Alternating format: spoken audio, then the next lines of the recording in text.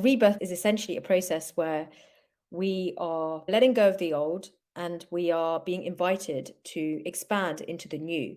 The rebirth process can be very challenging. There's resistance, confusion, uncertainty, fear. That's a normal part of the process because it is really scary to let go. The same things that once comforted or motivated us or made us feel connected no longer does. This could be your career, your relationships, your eating habits. This could be your mindset, your day-to-day activities, creativity. You're noticing they're not working for you the same way they used to. This can be frightening and confronting because it's like the thing that was most normal doesn't give you the same feeling that it used to. Before I started the healing journey, I didn't know what sacred rebirth was. I just thought, this is a shit show. I'm going through a really tough time. Rebirths have happened to me several times in my life.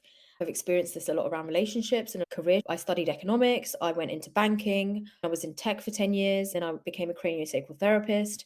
I worked with plant medicine, psychedelics, and that journey led me into somatic, which then led me into the trauma field, and then took me into the energetics of trauma and doing distance healing and alchemy, womb alchemy. It's been a journey of many, many deaths of myself.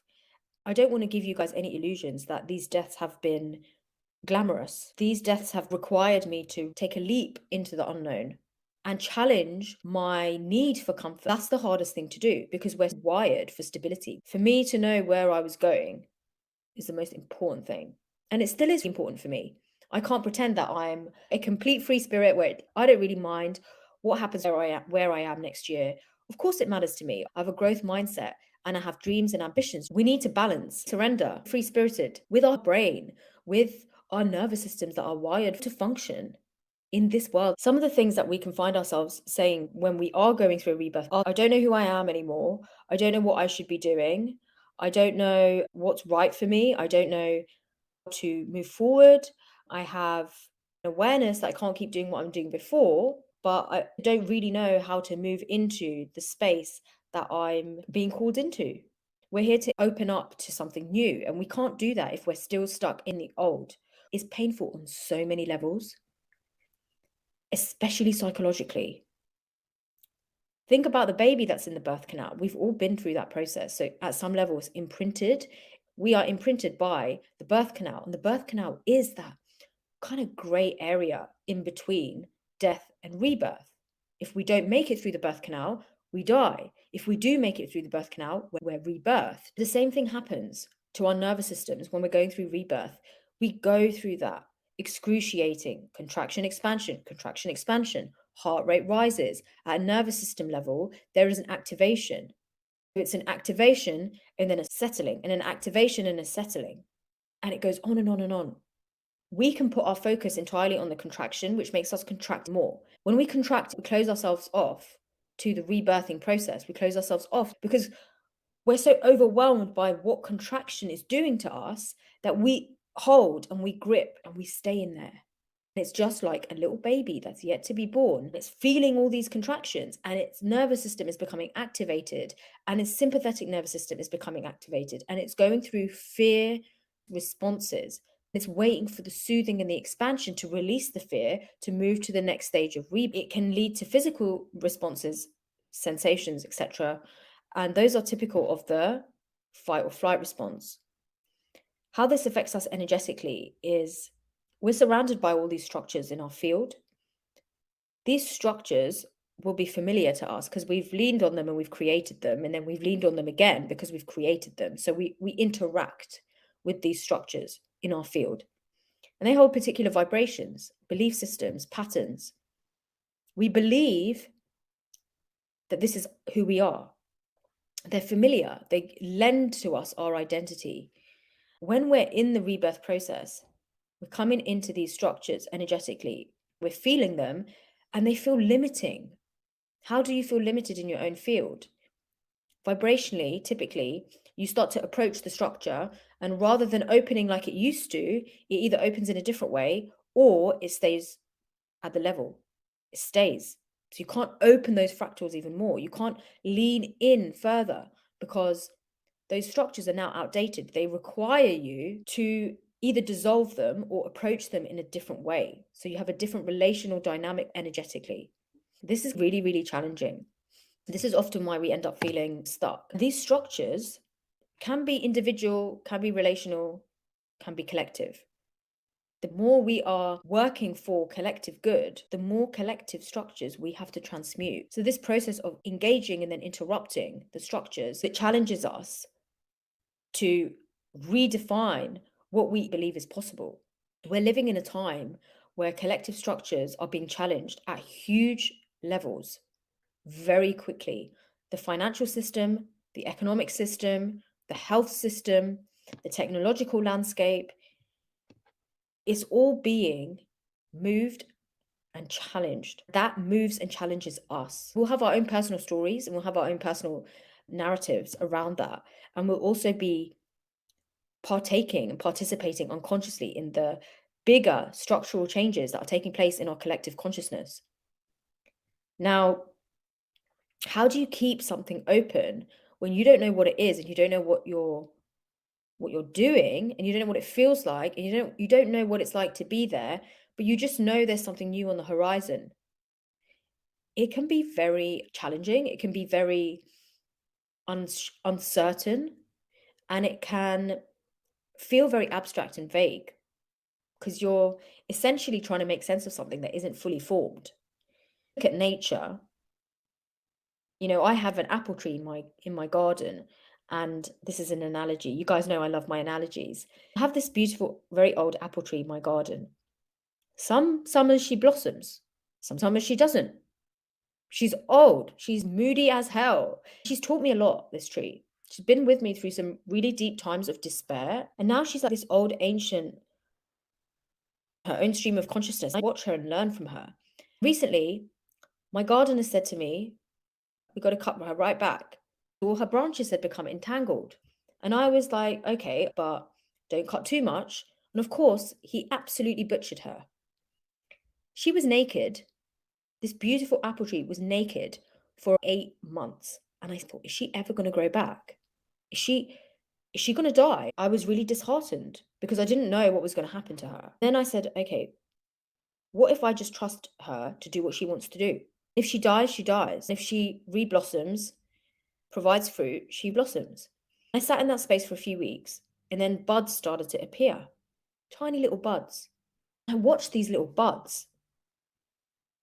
And in the process of watching the buds, I realized I don't know what that bud is going to look like. I don't know what that leaf is going to look like. I don't know what that apple is going to look like. I don't think she knows either. But somehow she's still growing. Now she is healthy, covered in healthy branches, bright green, and blossom is starting to appear. And she's very happy, self-assured, and quite beautiful, really.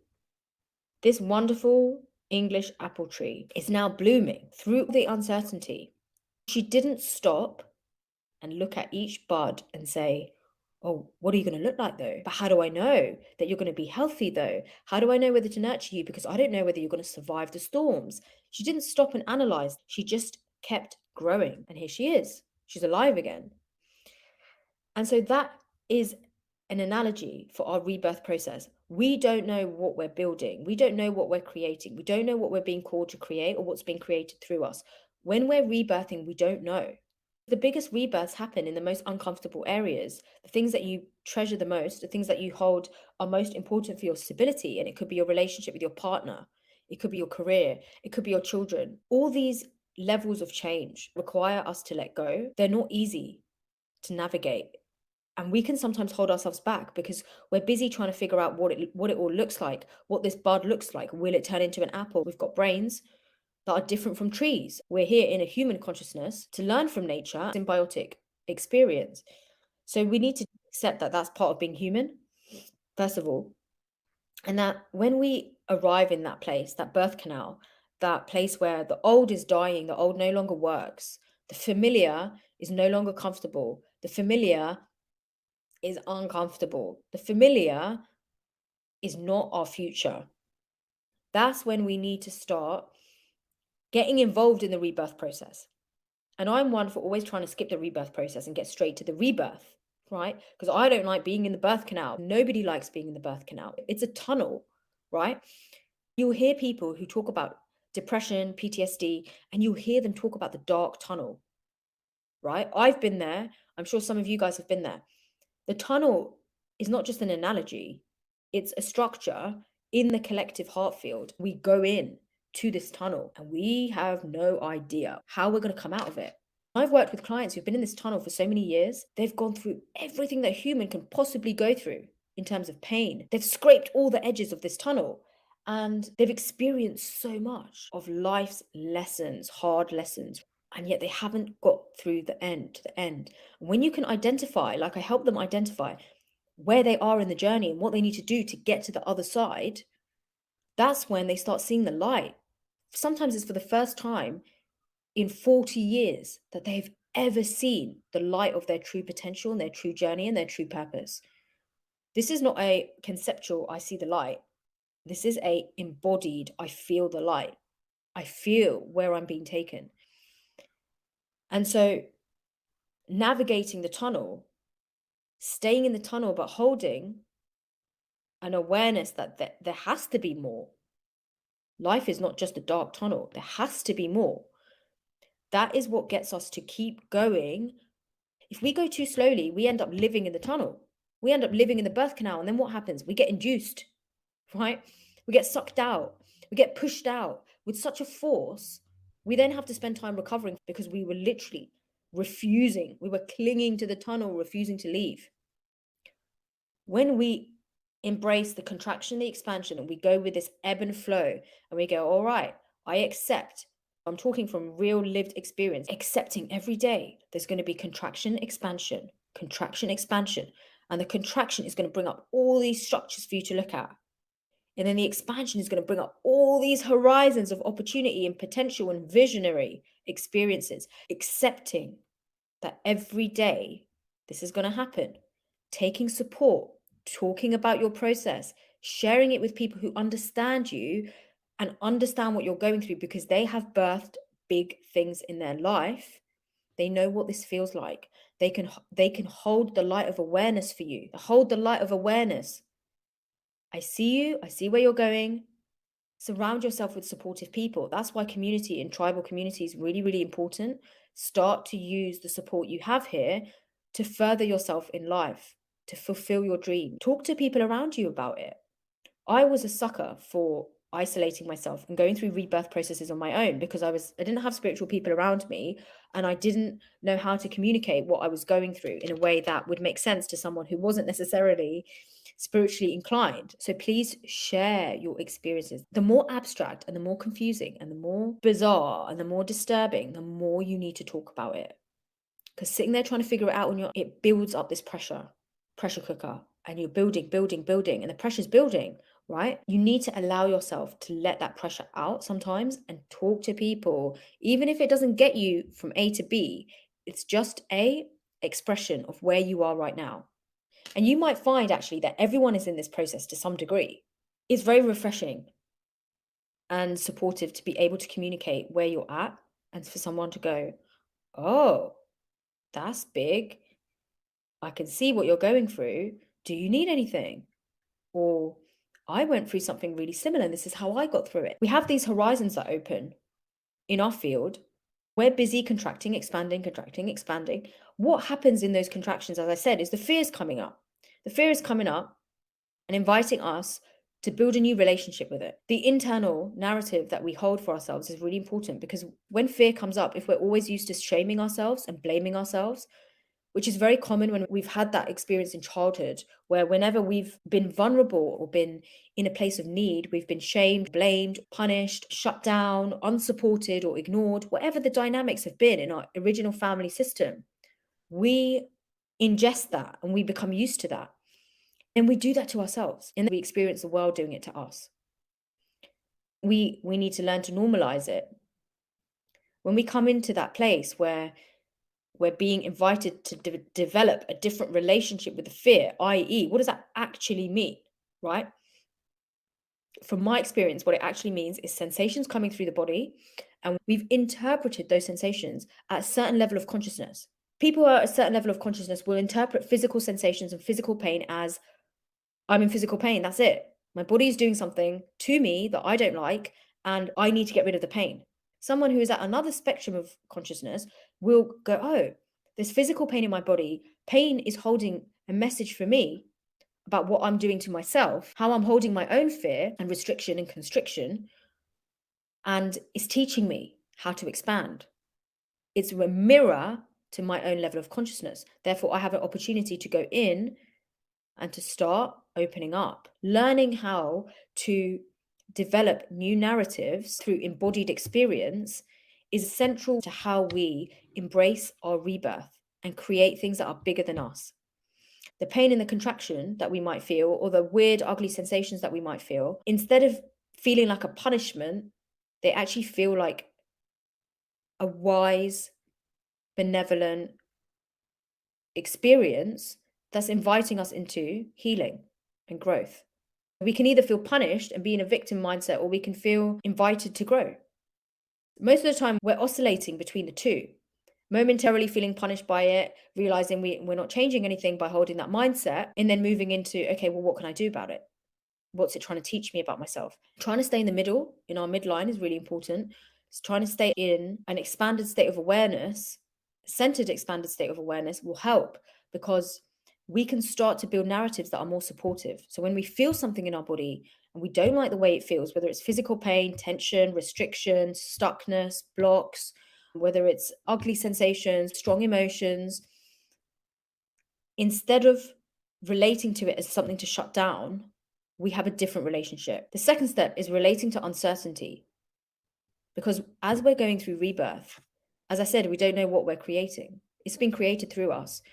Our job is to hold the uncertainty, develop stillness within what's moving, and to allow what needs to emerge. But if we're always triggered by uncertainty, these structures are moving and we keep getting triggered, so we keep playing into the uncertainty. And I've been doing this a lot lately. I want total certainty over where I'm going and what I'm doing. So when the uncertainty comes up, I keep trying to fight it, keep trying to turn it into something else. And the uncertainty is like, no, you can't know. You will not know. You have to stay here with this and feel it. And when you start to feel into uncertainty, you start to see all the things that you need to heal. You start to go into really old traumas and old patterns from your ancestry, from your childhood, from what your parents have been through. It brings up a lot, because uncertainty is an inevitability of life, right? Just as we breathe, we're breathing is always a moment of uncertainty, right? We're in that pause. We haven't taken the breath. We haven't exhaled. We haven't inhaled and we haven't exhaled. We're always in uncertainty. By building an acceptance of the natural and inherent omnipresence of uncertainty in our lives, in our relationships, in our careers, in our bodies, in our creativity, we accept the uncertainty. When we start to accept the uncertainty, it becomes less scary. And it becomes like this tantalizing little sensation of possibility. It's tantalizing. We don't sit with uncertainty for one day and suddenly it completely transforms into this beautiful horizon of like miraculous opportunity. It doesn't. It's small fractals that start to open. And the bigger your vision, the more you're committed to creating something really big at a collective level, the more you're going to get these tiny little fragments that kind of flutter in your field, and they go, are you willing to come in here and expand this? So we go in a little bit each day and we sit in it. When we go in, what are we trying to find? We're trying to find the ability to hold the light in the dark. At the specific frequency we need to hold it to allow that fractal to slightly open up. Taking small steps in what you are doing towards the bigger goal is really key. We can't just sit there and meditate this and expect it to all happen. If I just sit in uncertainty every day and I just sit and open up fractals in my field, blah, blah, blah, then I'm just going to be able, like everything's just going to arrive on my doorstep. Personally, that's never been my experience. If that's been your experience, please share. how on earth you're doing that. I've always had the experience that I need to actually follow through with action. I need to wake up in the morning and I need to function in this human form. We get used to taking aligned action and sitting with uncertainty and taking small steps in the uncertain landscape, taking small steps that don't feel like huge gambles, but feel nurturing. Sometimes this can be challenging because we're taking such small steps. We feel like I'm taking such small steps, feel like I'm going nowhere. And I feel like I'm never going to rebirth this because everything's like incremental, everything's so small and it's getting tiring and tedious. What do we need to do then? What I find is when I'm getting into that mindset, I'm not enjoying the process. I've lost the capacity to enjoy those small steps. Now, if I can't enjoy those small steps of the journey, how am I going to enjoy the big fruit at the end?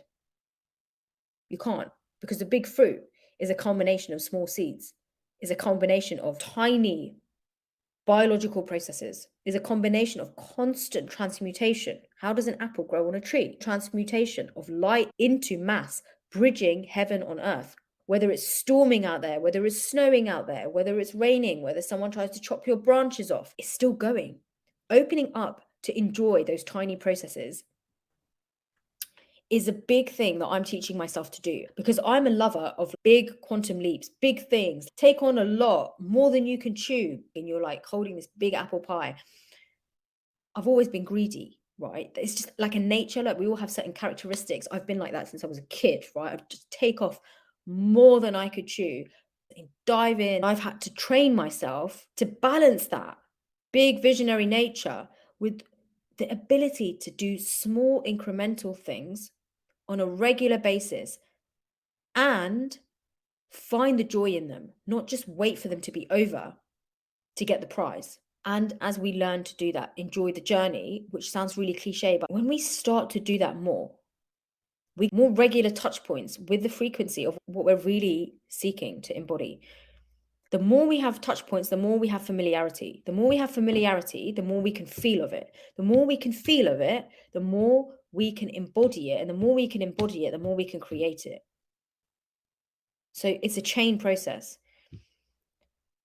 If you're looking to create something, but you haven't broken it down into all these incremental processes and you haven't been willing to go, okay, I'm going to enjoy the journey of each and really, I'm going to live it. See if you can really try to break it down and live each part of the journey. Because by doing that, you're actually paving the way for you to rebirth into that frequency that you're looking to be in.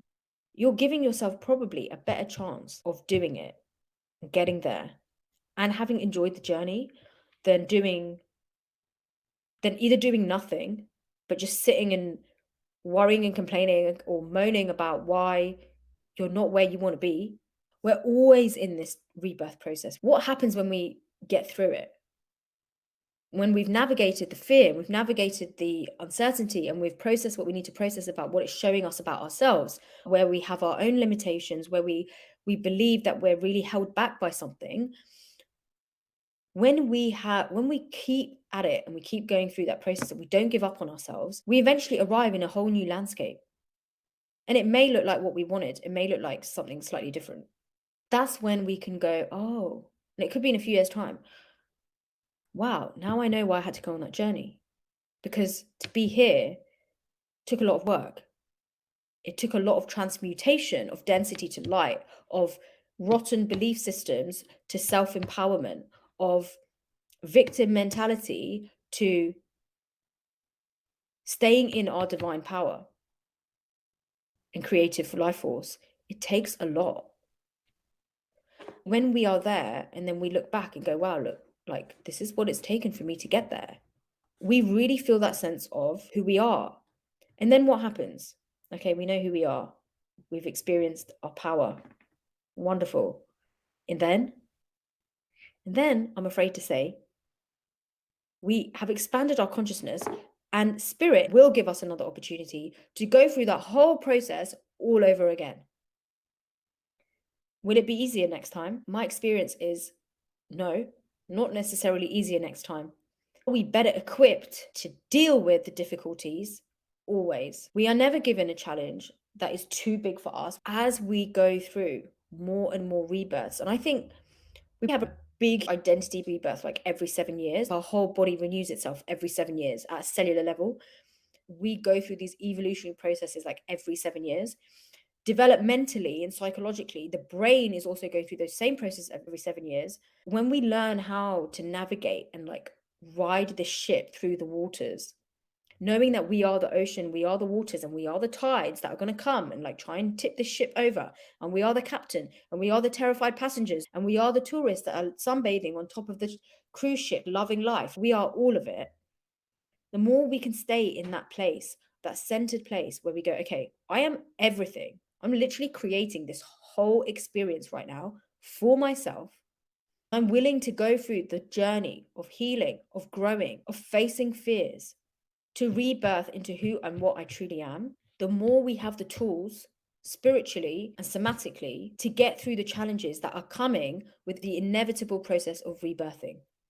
Rebirths don't get any easier. I'm going to tell you that.